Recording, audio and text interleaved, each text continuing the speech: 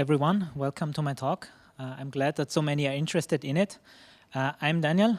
I'm now working on the Xaya team. I'm not a game developer, so maybe that's a bit misplaced for this conference. But we are building a game, blockchain gaming platform. So I'm responsible for the blockchain part, where I've been working with Bitcoin Core and Namecoin and various projects already for a couple of years. So that's my expertise. And yes, my talk will be about our platform in general, our model, because we are kind of a custom platform for blockchain games. So I will introduce that first, and then I will talk about how that improves scalability in two different aspects. But first, yes. So first, to set the stage for the talk a little bit, let me tell you about what we try to do. So the Xaya project mission is to build true blockchain gaming, by which we mean that all aspects of a game on a blockchain could or should be decentralized. There are many blockchain gaming projects that basically are a classical game that runs on some server, but has some assets on a blockchain. That's of course much better than if you have like just a centralized game, but it is not fully decentralized because the game logic and the game rules themselves, they might still run on some centralized server, which still means that if that server goes down either accidentally or because maybe the developers discontinue the game after 1 year, then you still have like your tokens on Ethereum or whatever that represented your in-game assets, but without the game, they might actually be worthless, unless someone decides to, I don't know, start a fork of the game. But that's complicated if it was centralized. So with what we call true blockchain gaming, we want all aspects to be on the blockchain, including the assets, but also including all the validation of all the game logic, which also means that the game itself and the asset ownership is provably fair, in the sense that if I want to buy a sword from you, then I can verify that you actually got the sword by following the game rules, and not I don't have to trust like some central server on that. Yes, and so there will be two things during the talk where I think our approach and our philosophy is a bit different from what the mainstream seems to be. This is the first one, namely that we think blockchain gaming makes most of the sense if it's fully decentralized and you don't have like just assets on a blockchain but run a centralized game. But of course that can be a first step. So yes, with that, let me come to like the main parts of the talk. So I have three parts of the talk. In the first one, I will introduce game states, which is kind of our model for blockchain gaming in general, which is necessary for you to understand like how our platform works and how our scalability solutions work. And then I will talk about two different scalability solutions, or scalability in two different aspects. One is scalability to many games and to complex games, kind of horizontally. And the other one is vertically within a game, how to use state channels, or in our case, game channels, a specialized version of that, to scale a single game using off-chain techniques. But let's start with the basics, kind of our model. So the very first project that did blockchain gaming was HunterCoin, which was developed or invented almost an eternity ago, like in 2013, when most people didn't even know what a blockchain was or didn't think about blockchain gaming. And here's a screenshot. Basically, it was like a custom cryptocurrency that besides having cryptocurrency as in Bitcoin, you also had like a state which tracked like a 400 times 400 or 500 times 500 map, where people could move around on the map and could collect coins, which they could then actually would get as actual currency on the blockchain, and like could compete to collect the most coins and fight each other. And all of that was completely decentralized. That game was fully integrated into the core blockchain, in the sense that the core blockchain mechanism actually tracked the game rules and verified who owns what coins, and actually credited the coins to the distributed ledger. And the core model from this game is what we now also use in the Xaya platform in a more general form, where we have this concept of game state, which basically means that if you have a cryptocurrency like Bitcoin, then you have a current state, which is basically the UTXO set, or like the ledger, which address owns what amount, or which outputs exist that can be spent. And if you have a game, then you just have that also, because you have a cryptocurrency and crypto assets. But in addition to that, you also add an arbitrary information of state corresponding to what that game actually is. In HunterCoin, it basically is the position of each of those characters, those hunters on the map, and where all the coins are that can still be picked up. And then you have the current balance. And we use blockchain and proof of work mining and the consensus algorithm, not just to get like consensus of what are the unspent outputs, what are the balances, what is the ledger, but also what is actually the full state of the game. Yeah, that's basically the concept of game states. So here is a diagram that somehow shows a bit more how that works, or how that is integrated. We can start at some block like 101, and we have two games in this case, game 1 and game 2.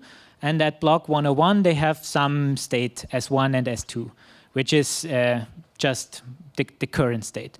And then when the next block 102 comes, the block itself contains player actions, which we call moves, which are basically that if I'm playing HunterCoin and I control one of those characters on the map, then I can make a move and say, I want this to move 2 squares to the right. Or if I'm playing a game of chess, then I just submit whatever move I want. Basically, the moves are like transactions in Bitcoin. They are commands that I, as an owner of some parts of the game or some coins or so, make to say I want to change it somehow. I want to send these coins to someone, or I want to move this hunter in the game somewhere. And then based on the previous state S1 at the previous block and the moves in the new block, the game logic can then just run the game rules and compute the state at the next block. And that's so the blocks itself and the blockchain itself just tracks the moves. Like Bitcoin blocks just contain transactions, and but the state can be computed deterministically and uniquely from that by just following like all the moves from the genesis onward until the current state. Yes, and this model that we track the moves and the game states are kind of detached, that has some advantages for scalability. That will be the second part of this talk. So in HunterCoin and also in the Xaya platform, we don't only need tracking of coins or of tokens, but we also need player accounts. And in our system, those player accounts are associated to human readable names. So there's a project, Namecoin, which maybe some have heard from the blockchain community. It was actually the first fork of Bitcoin at all in 2011. And basically what Namecoin allows you is to register names in a way that is decentralized and secure. So you could, like the original application was something like a decentralized domain name system, where you could register some domain that you want. And by using blockchain technology, you make sure that you reach actually a consensus on who was the first to register a name and thus who owns that name.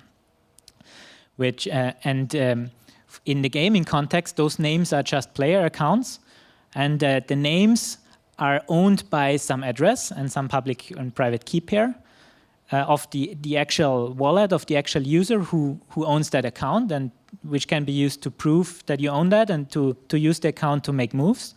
And the in-game assets, on the other hand, and the the game states itself, they are associated to the name, which also has the advantage that you can, for instance, trade your account for coins.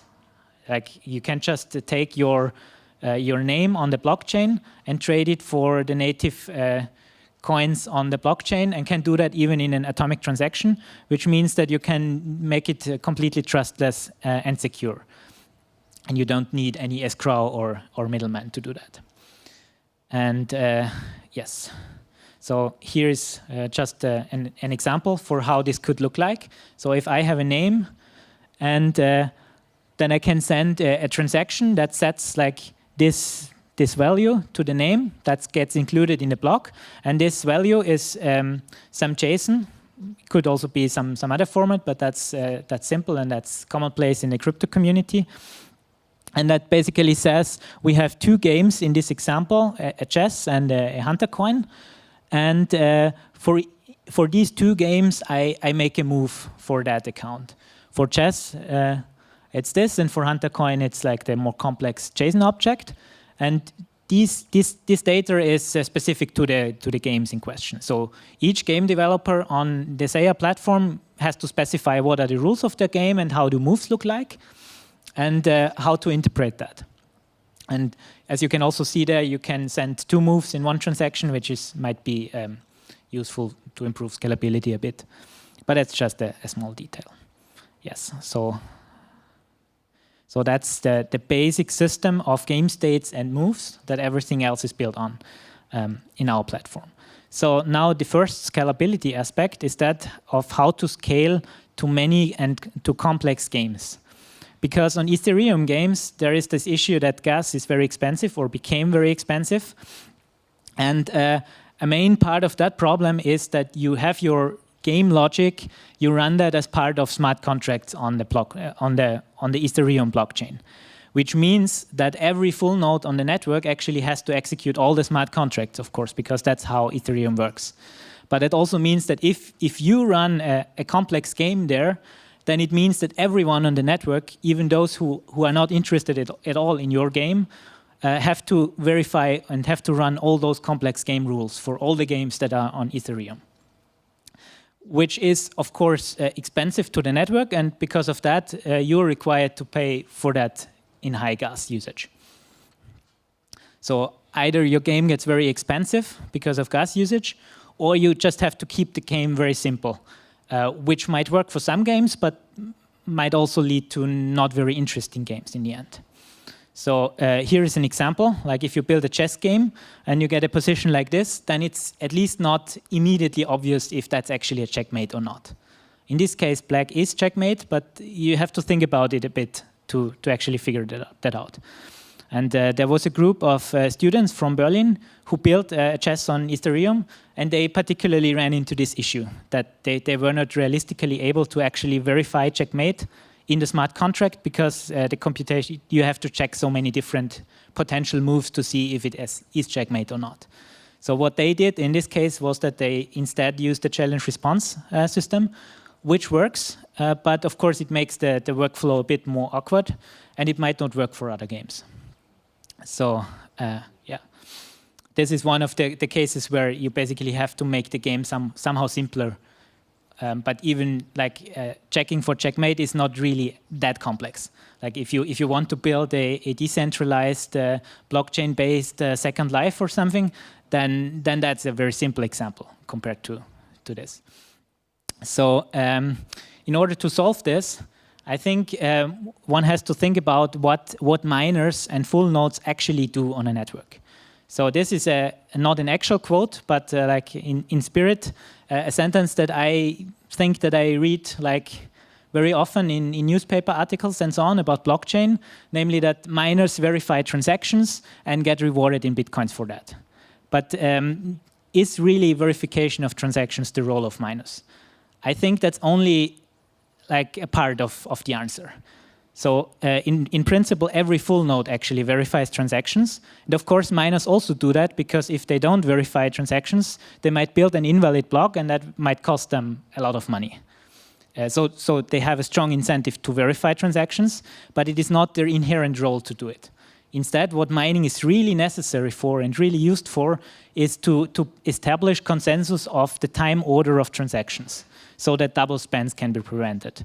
That is actually the fundamental problem that was solved by Bitcoin. And even in the Bitcoin white paper, Satoshi himself writes something about a time stamping server, which is exactly this. Like you need to establish a time order of transactions to prevent double spends, and that is what mining was used for. So what we can do is we can decouple the actual core network and mining and all that from verification of the game rules themselves in detail. So we have a core network which tracks the very basic functions like the tokens and the player accounts like the names and the mining. But the game rules themselves and the game states in the model that I presented before, they are kind of independent. Like if you just run a full node, then you don't have to track all the game states. You don't have to track any of them. You get blocks that contains moves, but you don't have to process them. You don't have to know the game rules and you don't have to calculate them. Only if you actually play a particular game or if you want to trade assets for that game or are somehow otherwise interested in that game, only then you actually have to run an additional process next to the blockchain that actually parses the moves and that actually interprets them and that actually then computes the game states. That is what when I had like these two S1 and S2 states in the example, that is this decoupling. And by doing that, you can have like game rules that are arbitrarily complex because only those people that actually want to run that game, only those have to verify it and not the full network. So if there can be 1,000 games on the platform and I maybe play 2 of them, so I compute the game state for these 2, which is fine, but I don't need to compute all the others. And someone else maybe runs 3 different games, so they only compute those 3, but not the ones that I play. And by doing so, the processing of the games themselves is effectively sharded among the network and not something that burdens the whole network.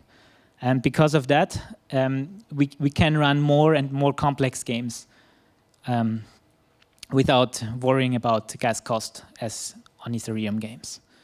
And it also means that we don't have like one single uniform infrastructure for running game contracts, but game developers are actually free to implement this additional process that updates the game state in whatever way they like.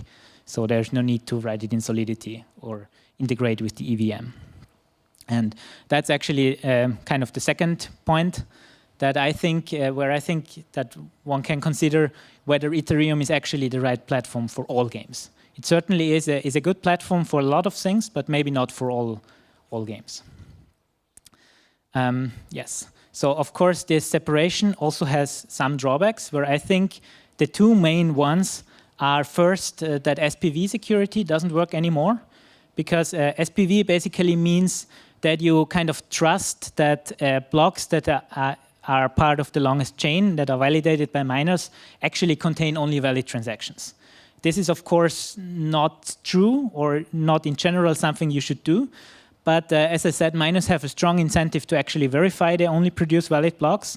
So it's probably okay to trust that if you don't have the means to run a full node because you're on a mobile device or something like that.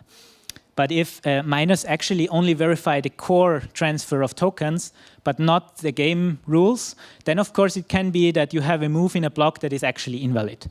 And if you and the miner doesn't care about that because it's the job of the actual game to determine that and to ignore that move. But that's not a big problem in practice because still, of course, you're still fully decentralized. Everyone who wants to can run a full node and can verify everything. And for gaming on mobile devices, you can, for instance, connect to some trusted service that does the game state processing for you. But if you don't want to trust a third party to do it, you could run it yourself. Like you could run it on your home computer and connect from your mobile device. So it's possible to resolve these issues.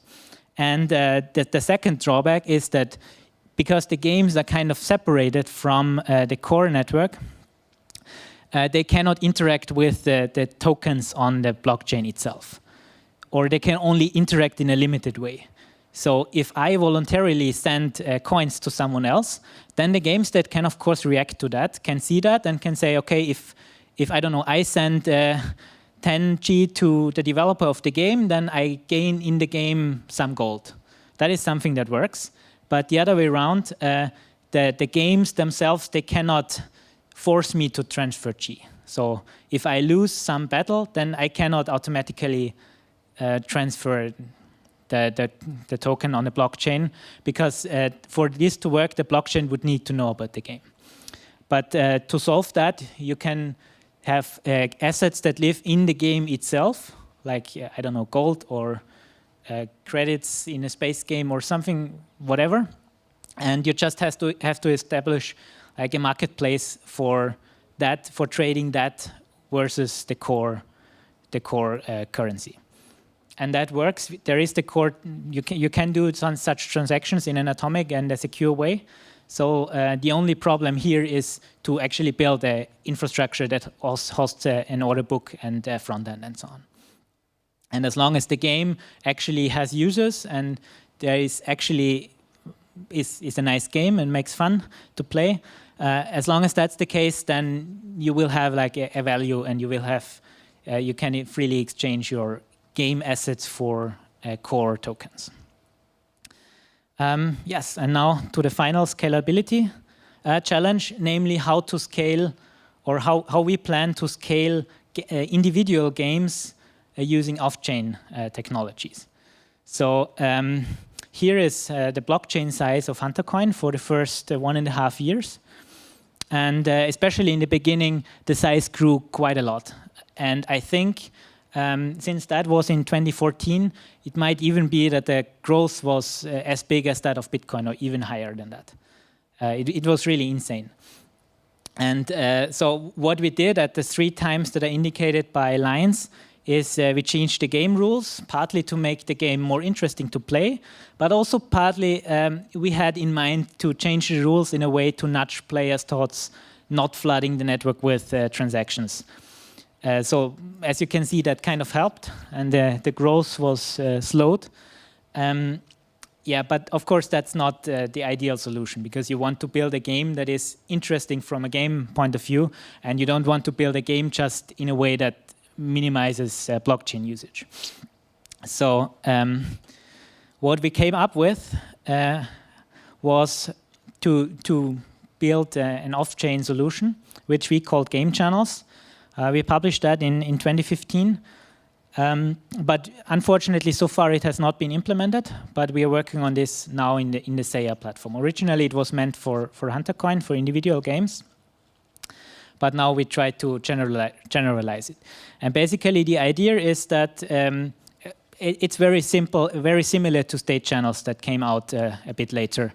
That, for instance, in a very simple case, I don't know, I want to play a game of chess against someone else, and the winner gets a prize money. That is the simplest case. And in that case, I can just exchange transactions privately, and as long as we both agree that, I don't know, the other one won, I send the prize money to him, and all is good.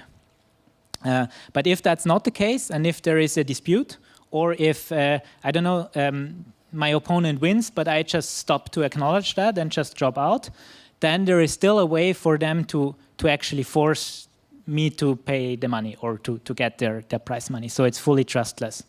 And you can use the blockchain to settle any disputes you might have. And if you go beyond this very simple, basic model of it, like a 2-player game for prize money, you can actually use that to build kind of a more real-time experience for games. And you could even apply that for a near limitless or a limitless world, similar to Huntercoin, where you shard the world, and like in each shard the players are in a game channel or something like that. So there are more options to build more interesting gameplays and structures out of that.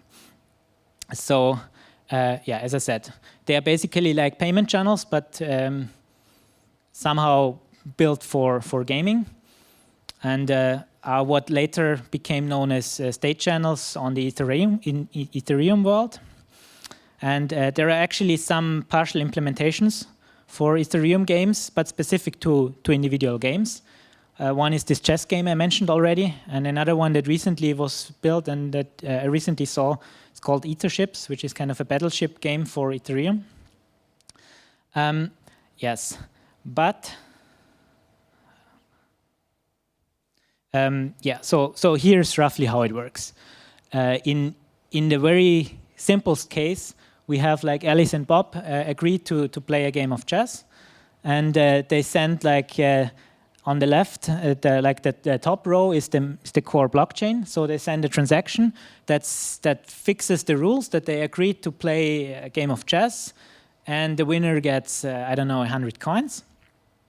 And then on the bottom row, they kind of build a side chain that by sending moves to each other, building on top of the last player's moves. And in the end, I don't know, Bob sets Alice checkmate, so he wins.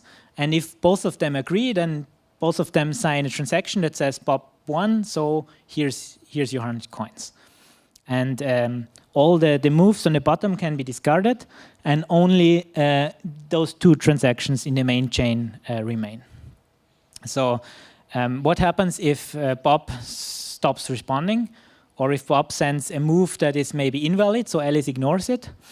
Then in that case, I don't know, Alice sent her last move, then nothing happens, and then after some time, Alice can raise a dispute, writing to the blockchain, look, here's the sequence of moves, or here's the current state that also Bob signed previously. And now he stopped responding, here's my last move. And if Bob's, then of course Bob also sees that transaction. So if he dropped out accidentally, didn't know that Alice actually made another move, then he sees it here. But if he still doesn't reply, then after waiting another 2 blocks or whatever, then Alice can finalize the dispute and get the coins by proving kind of, here's I offered Bob my last move, he didn't respond, so now I win. On the other hand, if that happens and Bob actually responds, because either he dropped out only temporarily, then he can send his next move, and then the game can continue as before. That is how it ideally works in theory. There's one problem. We come to that on the next slide. If you do that, then it's kind of easy to see that it's the game state is well defined, and no one can, I don't know, cheat by undoing moves or sending invalid moves or things like that. And also, it's guaranteed that at least with a certain rate, new moves are made. But of course, that may be very slow because you have to raise a dispute and then wait 2 blocks or whatever. So, of course, it's not guaranteed that you can play, I don't know, a real-time game using that. And the disputes can also not be used to, I don't know, steal money from an honest player. But there is one issue with this, and that, or like kind of an issue, is that if, for instance, Bob intentionally doesn't respond, lets Alice file a dispute, and then resolves the dispute. Then Alice sends another move, and then Bob again fails to respond, and Alice again has to file a dispute.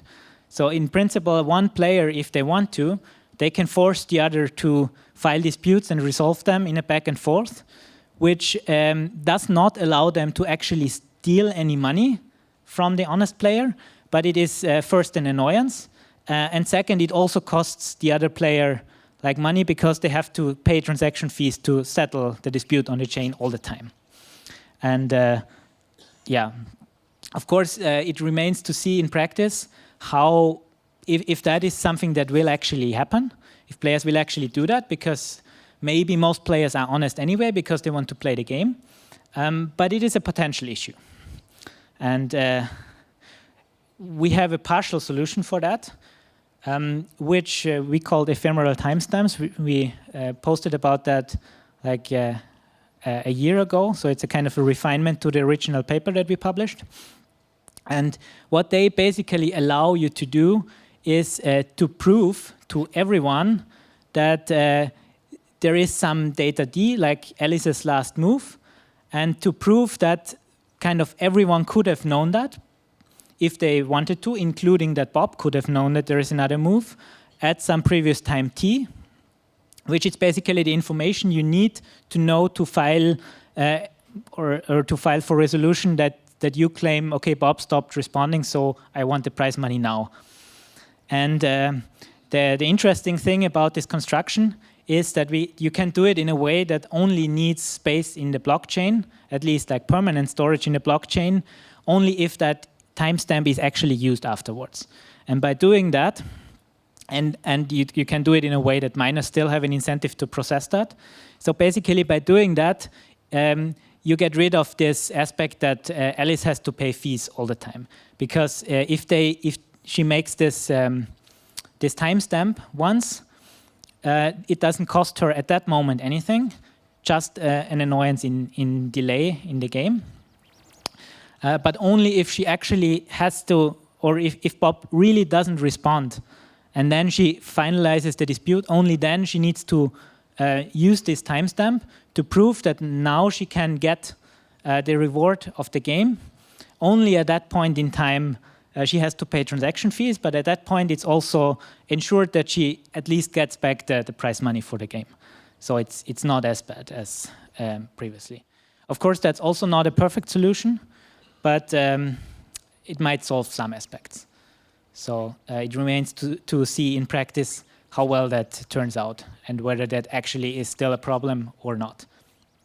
And with that, I come to the end of my talk, and thank you very much for your attention.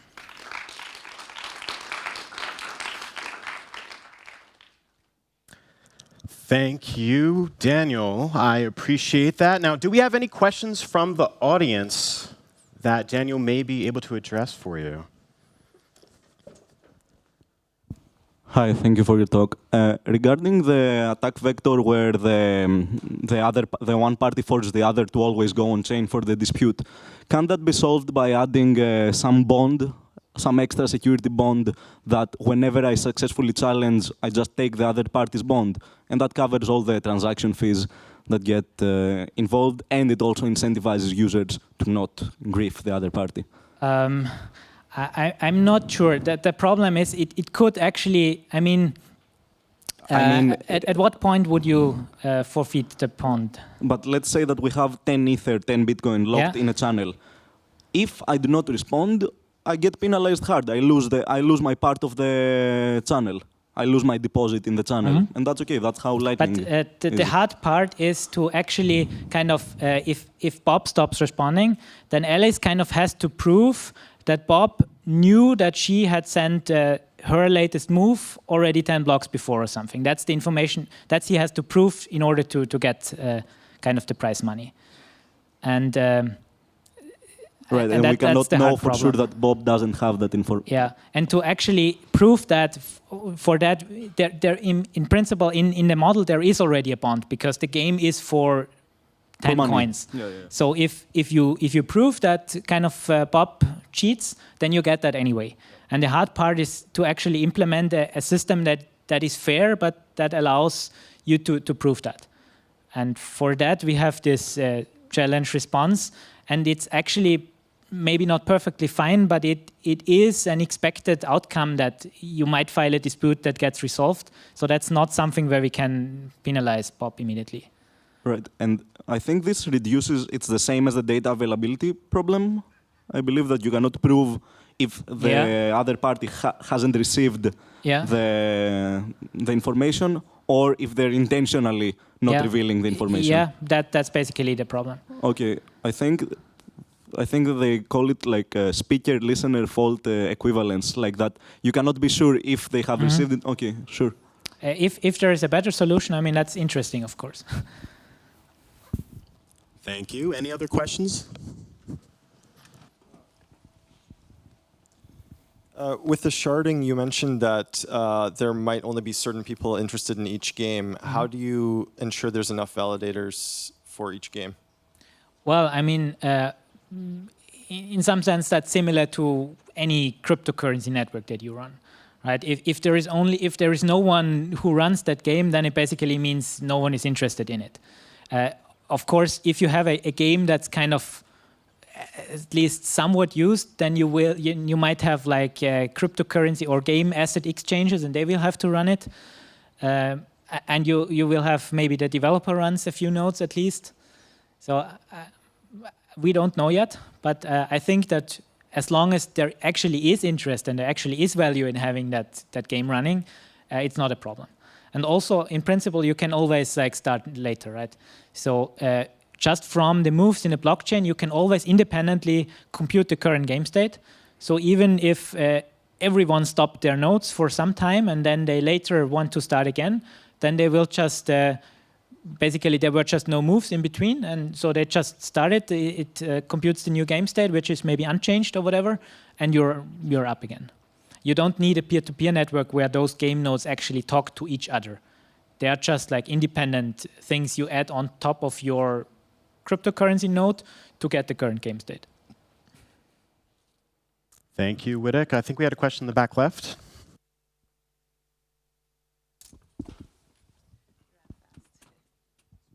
Hi.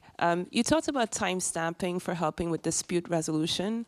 Have you thought about other mechanisms like the governed blockchain, and do you have any thoughts about that? Like, sorry, what was that? The governed blockchain, where you might embed some sort of constitution for dispute resolution?